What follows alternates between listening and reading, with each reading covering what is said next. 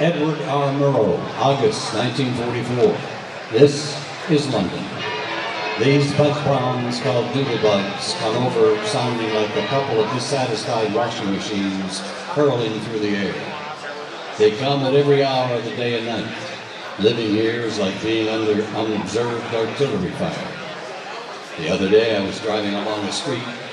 Just ahead of me was a window cleaner on a bicycle. His short ladder, bucket, and sponge hung over his shoulder. A buzz bomb came down a few blocks away, and most of the glass along the streets came into the street. The window cleaner dismounted, leaned his bicycle against the green lamppost, and began to clean the one remaining piece of glass in a fishmonger's shop.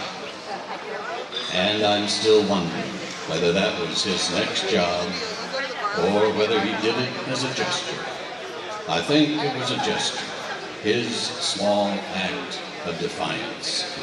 Actual broadcast August 1944 from London by Edward R. Murrow. Hello everybody and welcome to World War II.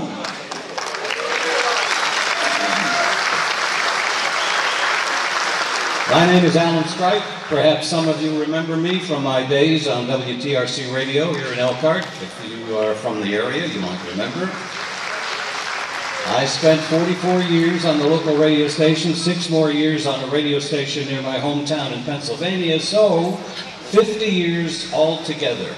And my only retirement joke, and forgive me for those of you who had already heard it, goes like this. I used to be on radio. Now I'm on Medicare, on Lipitor, and on Metamucil. Hey, we're here tonight to celebrate our veterans, all veterans. Any of you here serve under Abe? Paul Thomas isn't in the house. How about under Teddy? No? Well, we're getting closer. How about under FDR? Do we have any vets here tonight from World War II? If we do, would you please stand? Any vets here from World War II? All right.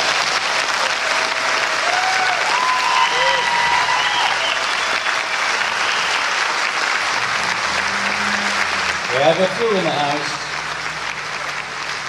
Now, would all veterans here tonight please stand? Veterans, all veterans from Korea, Desert Storm, Afghanistan, Iraq. We thank you for your service. Thank you. Hey, we have a big night planned. Jack Benny will be here. Red Skelton is backstage. And to cap off our Make Believe USO show, the one and only Bob Hope, right here on this stage. Oh, and the Andrews Sisters. Well, maybe they sound a lot like the Andrews Sisters will be here. And how about a hand for the band that just had to leave? I tell them to go down there to wait until we get the program going. That the Tom Milo Band is going to be playing big band music all night long. Thanks to them. I'm telling you, we're going to have a hell of a night tonight. Oops, did he swear? Damn right I did. We got a lot of veterans in the house, and I'm sure they heard a lot worse. So return with us now to those thrilling days of yesteryear. What?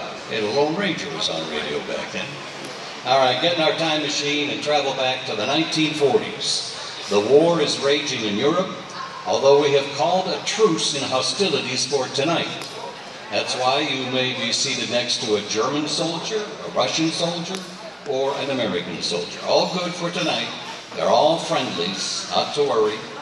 Even if something breaks out, don't be concerned. Wink, wink. But before we begin our journey, how did this weekend happen? Let me introduce you to the mastermind behind the weekend.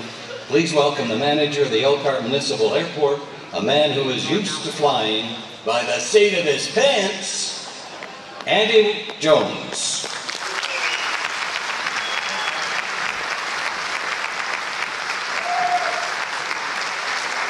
Thank you, Alan, and welcome to Elkhart Municipal Airport, one of the jewels of the city, and of course I think the best department in the city.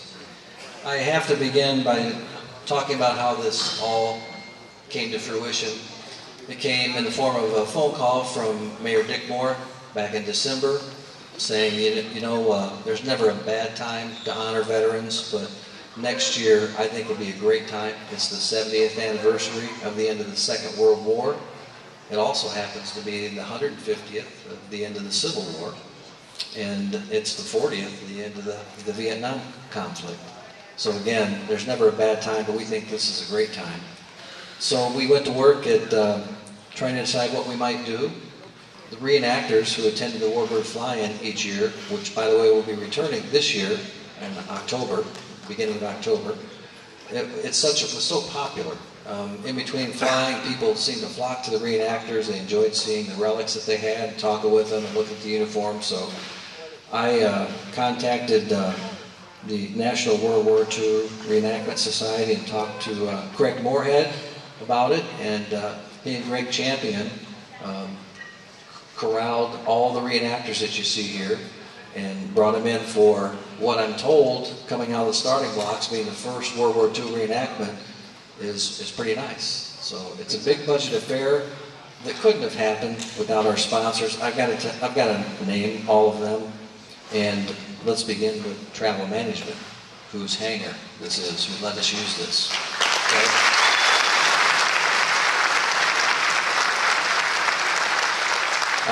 I went to see Pete Legal, and who's the owner, and of course I asked him for a big check, and when I got that, I did what I called the Lieutenant Columbo close. I did, oh Pete, one more thing, can I use your hangar?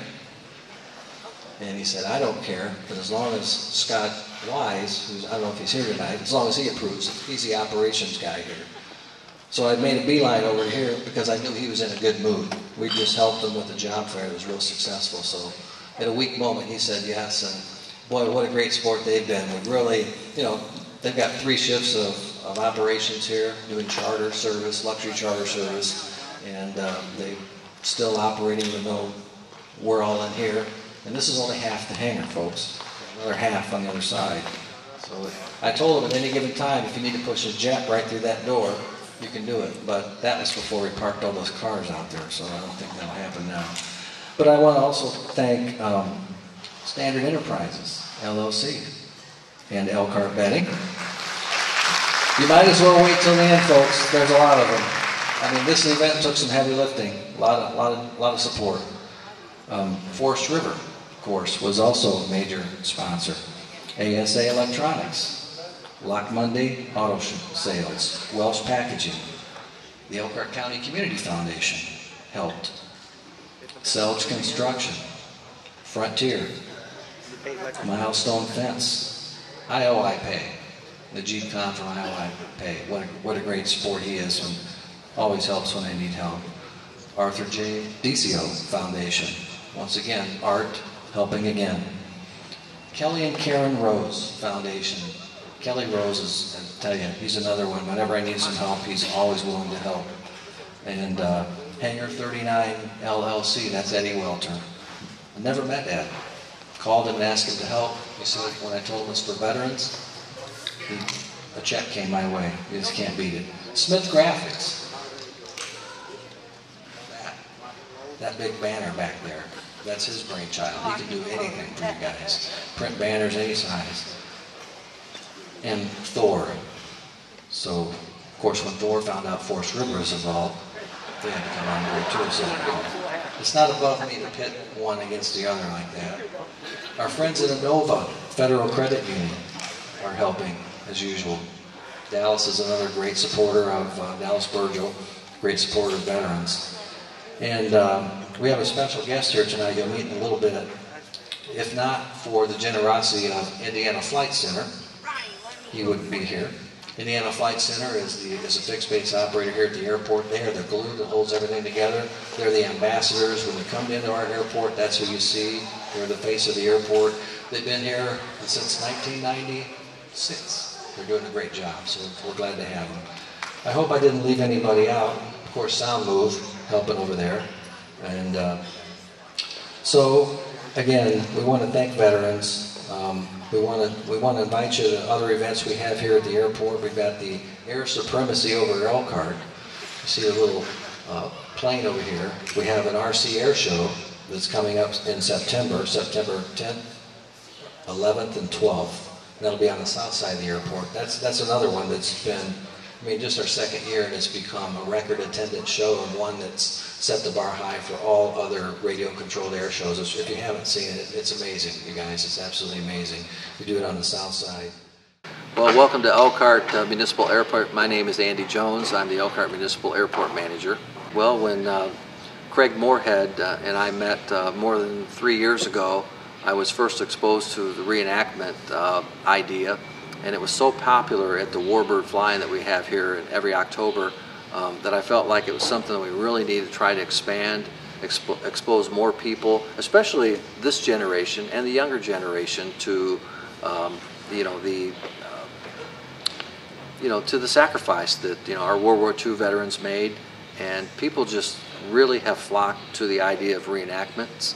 And we're hoping that we're going to have a record crowd here this weekend for this event. It looks like the weather's is going to turn and be a little bit nicer for us, so we're very, very anxious.